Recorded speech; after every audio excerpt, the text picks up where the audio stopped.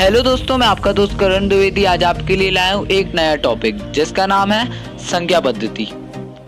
तो चलिए, संख्याएं कितने प्रकार की होती हैं और कैसी होती हैं इसके बारे में कुछ जानकारी लेते हैं। Subscribe now and press the bell icon. Never miss an update. तो दोस्तों, संख्याएं दो प्रकार की होती हैं, पहली वास्तविक और दूसरी काल्पनिक। वास्तविक संख्याएं 5 प्रकार की होती हैं। पहली प्राकृत संख्याएं, दूसरी पूर्ण संख्याएं, तीसरी पूर्णांक संख्याएं, चौथी परिमेय संख्याएं एवं पांचवी अपरिमेय संख्याएं। तो चलिए हम जानते हैं काल्पनिक संख्याएं क्या होती हैं।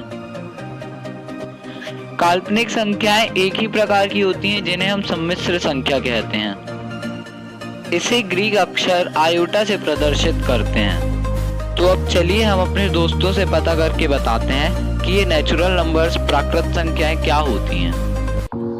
भाई गिनती बोल। 1 2 3 4 5 6 7 8। इसने 1 से ही शुरुआत क्यों की? भाई गिनती बोल। इधर आ भाई। भाई गिनती बोल। कांच कैसे फोड़ा तुमने? मैच क्यों खेलते हो भाई? कांच क्यों फोड़ा तुमने? हे भगवान, लगता है ये ऐसे नहीं मानेगा, कुछ तो करना पड़ेगा इसका। गिनती बोल ना।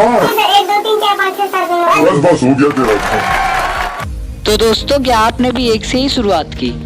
जी हाँ, मैं इतनी पूरी गारंटी दे सकता हूँ कि आपने भी 1 से ही शुरुआत की होगी। ये नंबर्स हमें प्रकृति से प्राप्त हैं।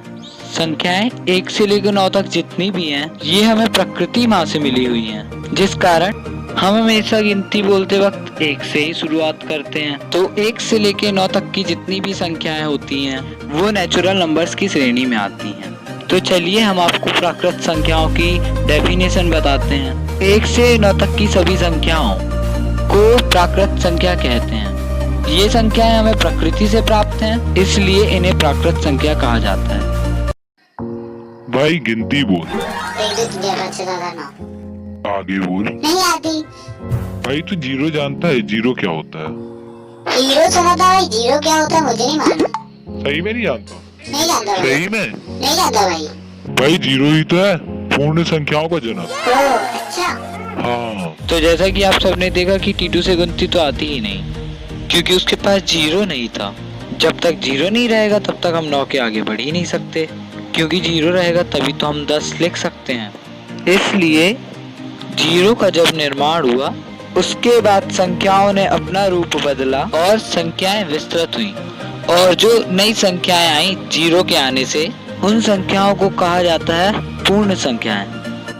इसलिए हम पूर्ण संख्याओं की डेफिनेशन इस प्रकार दे सकते हैं कि 0 से लेकर अनंत तक की संख्याओं को पूर्ण संख्याएं कहा जाता है।